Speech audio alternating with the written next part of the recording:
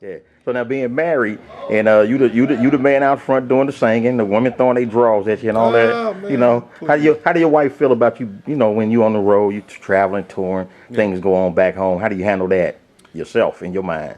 Yeah. Well, in jazz, I know it's a common misperception that all lead singers get draws thrown at them and whatnot, and I'm sure that is relevant in some arenas, but in the jazz realm, that really doesn't happen. You might get flirted with, you might get an occasional woman who's quite, hell bent on getting your attention. That does happen. I'm not gonna sit there and be naive and say it doesn't happen, but as far as the really overt exercises of young girls and young women chasing you down, that is reserved for the very few pop stars and that kind of thing. That's not anywhere close to Yeah, what we but do. how would you handle that so you can get like the folks coming up behind you? They can see this video and say, "Man, I remember seeing the interview with Kevin. This how he handled it." You know, by being How married, would I handle? being married, being Well, a Christian, and that yeah. overt Oh, I woman see what you're coming saying. at you. Well, yeah. Well, you just got to know what's up. You got to know what's wrong and right. It ain't hard. You got to know. You got to know you ain't crazy. Yeah, There have been examples. I'm sure that you all know some of the examples in gospel that people have slipped and fallen and done things that are not what they should have done. And there's no judgment in that stuff for me because I don't have time to judge anybody else, man. I'm trying to live this life, and everybody watching this video has got something right. that they're dealing with, and whether or not it's a YouTube special or whether or not it makes it to television is not the case, not the point. The point is, you got something that you probably don't want the world to know That's until right. you work through it. That's And right. even then, you probably wouldn't want them to know because we all want to protect our egos and our reputations. And so the thing that happens for me when that does happen is I'm just clear on I'm going this way. Richard Pryor had a joke about run. You remember that? I can't remember what led up to it, but he would just say run like ain't no shame in running. Yeah. It's gonna save you can save you from a whole lot of Right. headaches. From divorce court. Yeah. Plus, my wife happens to be an amazing woman. Talk So, about it. Let's hear what's man, up her with name her. is Camille, and we've got twin girls, man, and our marriage has not been perfect, not Right. by a long shot. So we've had our ups and downs, but man, when you come through stuff yet again, and you look at that person that you wake up across from, you go, man, ain't nobody else that gets me Right. like you do, Right. and That's right. and it's a two-way thing. It's like a team, when you link up with your mate, and it's like us against the world,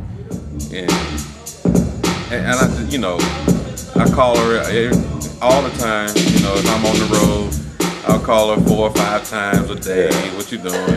What the girls doing? Blah blah blah. So we keep in touch. We are very. We always talk about what's going to happen next. Because what I do has no. Let me tell you something. What I do has no medical and dental. Oh yeah. That's real talk. Let me keep it real. Real talk, man. I'm out here on the stage and I'm in the spotlight, and we make a certain amount of money, but we don't have medical plans. We don't have dental plans. So if my wife didn't have what she did, that it's just a real like 9 to 5 with the benefits. Oh yeah, dude, man. we'd be really I feel having you. the kind of deal, Right. So it's all just it's a team effort, man. And the thing is, you got to know you got the right person. Whether or not anybody else understands that is irrelevant. If you know that person is who you are supposed to be with, not about sex, because the sex is, You right. Looks, all that all don't mean that stuff, nothing man, down the road. That ain't got nothing to do with sitting down talking about how this bill's gonna get paid, or how we're gonna take care of this medical situation, or somebody's grandmama is dying, Right. and how we gonna.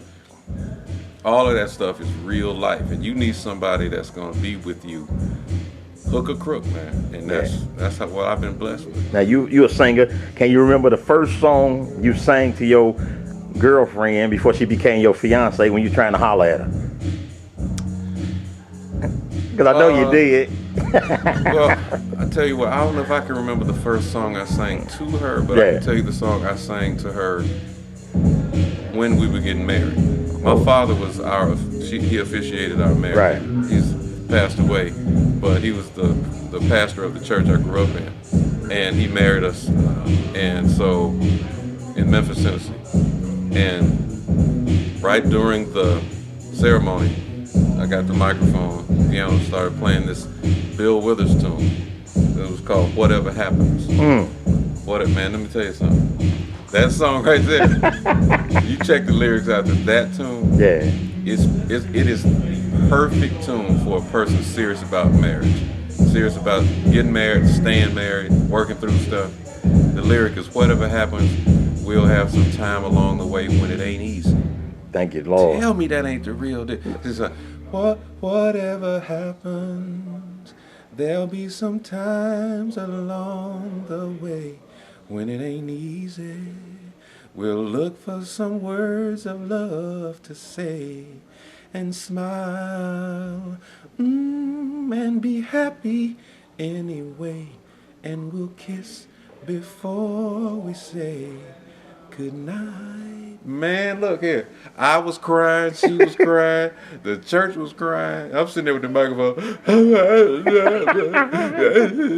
And that ain't auto tuned No, either. it ain't all the time. But look, it was so raw and emotional that if I were to hear that today, I'd crack up laughing because I'm sure I cracked every note. You know, when you cry and you can't sing. So you so yeah, that was a good song, man. I scoured the earth for the perfect song, and I felt like Yeah. that's it. Plus, I absolutely revere Bill Withers. Right. So any connection I could have with him for a special occasion, I was looking forward to. Yeah. All right. So what's next for you, Big Kev? And we're gonna let you roll. Sound check I about to am. kick in. We just recorded and released. Not just back in February of this year. We released Romance Language. My brother and I. It's a tribute record to there was a classic record that was recorded by John Coltrane and Johnny Hartman.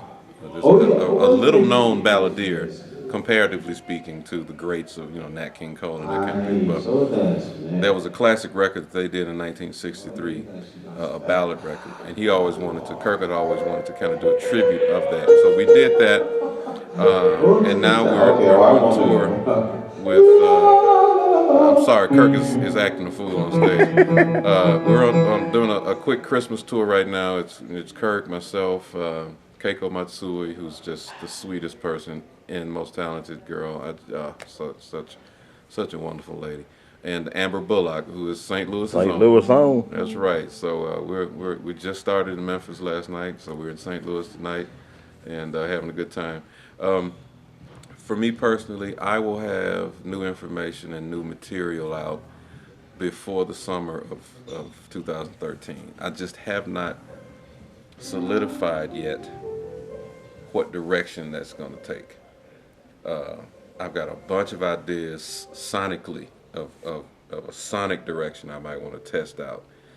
But then again, I'll hear something that triggers another thing. So I'm really just kind of, and it's all going to be original. I'm writing everything on this one. George Duke produced my last record called One Life to Love. Mm-hmm. And by the way, it's available on iTunes. Oh yeah. And iTunes. So I'm gonna try and do something else, maybe a little bit less produced, a little bit less busy, cleaner sounding, maybe some acoustic, thing happening, just where I can kind of just really open up and do what it is I want to do. So, but yeah, it won't be a secret when it's ready, brother. So I'll let everybody know. Hey, let me ask you one last question.